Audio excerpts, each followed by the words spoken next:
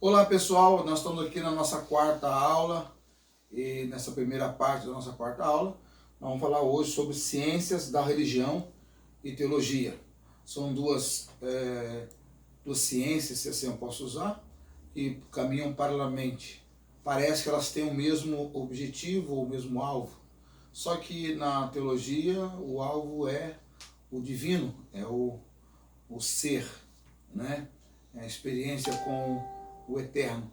E a ciência da religião é as ações, é aquilo que se pode comprovar. De acordo com os autores do livro que nós estamos usando, Libânio e Afonso Murat, é o livro-texto da nossa academia, ele vai dizer que com a oficialização do curso de Teologia e da Ciência da Religião, pelo Ministério da Educação, assente-se então uma discussão sobre a característica da teologia e da ciência da religião. Então, qual a característica de uma e qual a característica da outra? Sendo que, como são áreas distintas do saber, quer dizer, quais são as características da ciência da religião, quais são as características da teologia na área do saber. Então, ele vai dizer que, independentemente da posição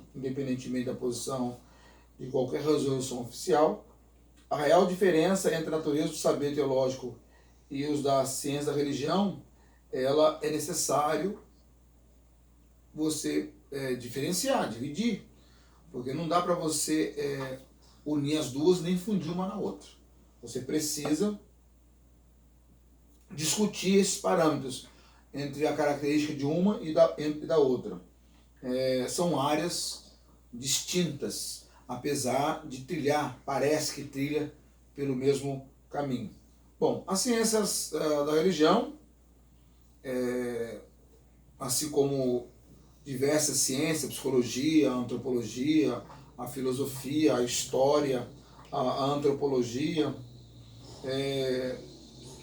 quando abordam a religião, quando abordam a religiosidade, quando abordam a crença, quando abordam as expressões de fé de uma religião ou de uma instituição religiosa, ou seja, da igreja, constitui-se então como ciência da religião.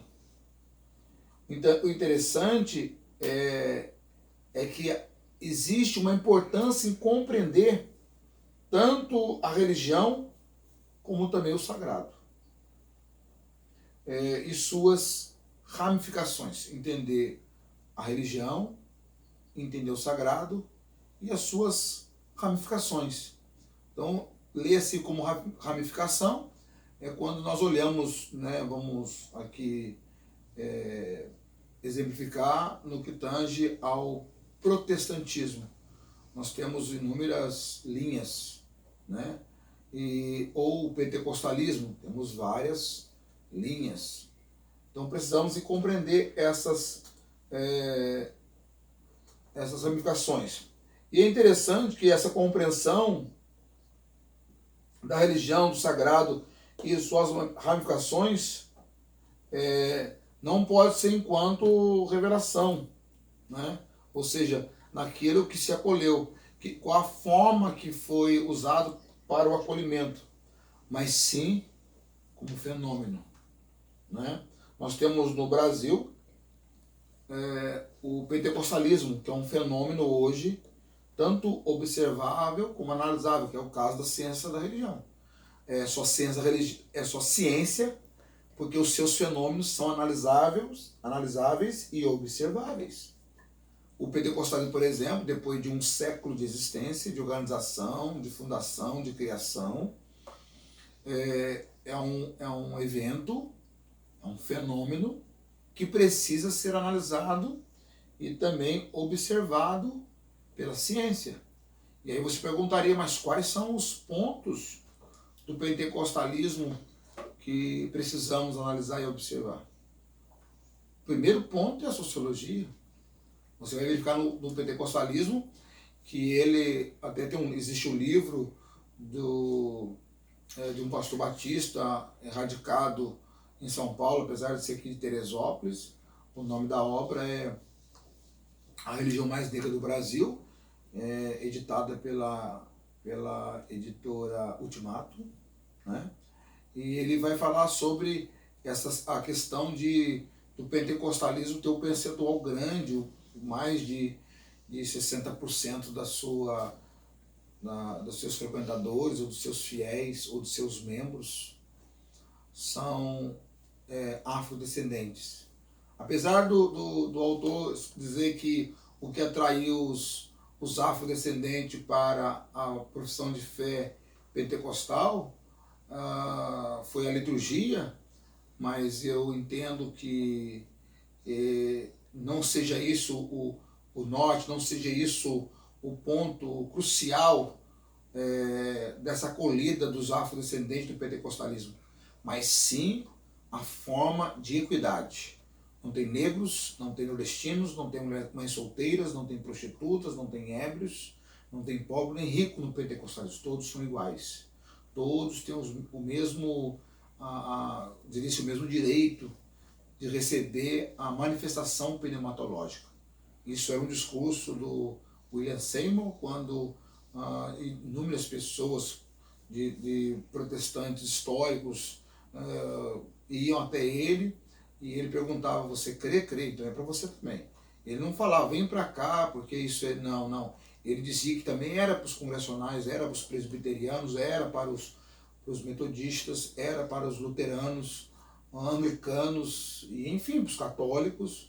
Ele não teve como marca registrada o pentecostal, ele dizia que era para todos.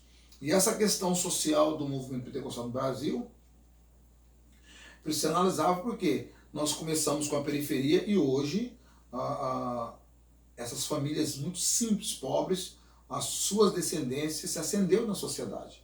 Então, pessoas que estão ocupando espaço, né, espaço na alta sociedade, como neto, bisneto de pentecostais lá da origem, né, não negam isto. Então, o pentecostalismo, por exemplo, é uma ramificação, né, que deve ser observado, não no que tange a experiência, mas no fato da sua organização, da sua forma, do seu crescimento, das ações, no que tange a sociologia e até mesmo antropológica, porque você vai analisar esta fraternidade entre os irmãos que congregam, que se unem no movimento pentecostal, né?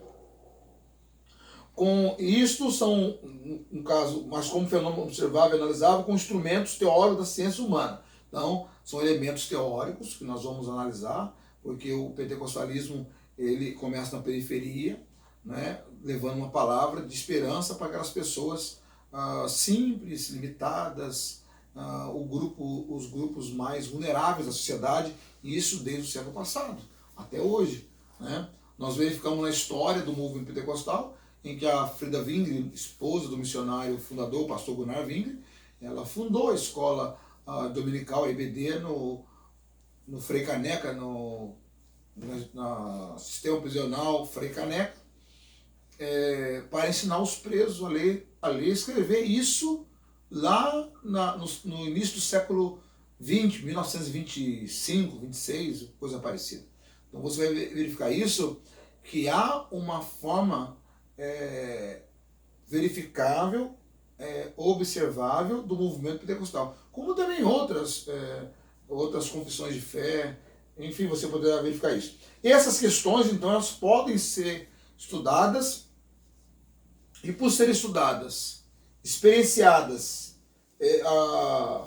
elas, então, estão enquadradas dentro das ciências da religião. E aí, então, nós vamos definir os pontos que podemos verificar através da sociologia, da antropologia, da história, da própria psicologia, né? Você vai verificar tudo isso. Nós vamos ter uma gama de fatos dentro do pentecostalismo, e todos eles usando uma das ciências, ou psicologia, ou antropologia, ou sociologia, ou história. Você vai poder analisar, verificar, observar dentro do pentecostalismo, usando essa ciência e como pontos, e assim, né, como ciências da religião. Isso é muito importante da nossa disciplina. Deus abençoe. Encerrando essa primeira parte da quarta aula. Até a próxima.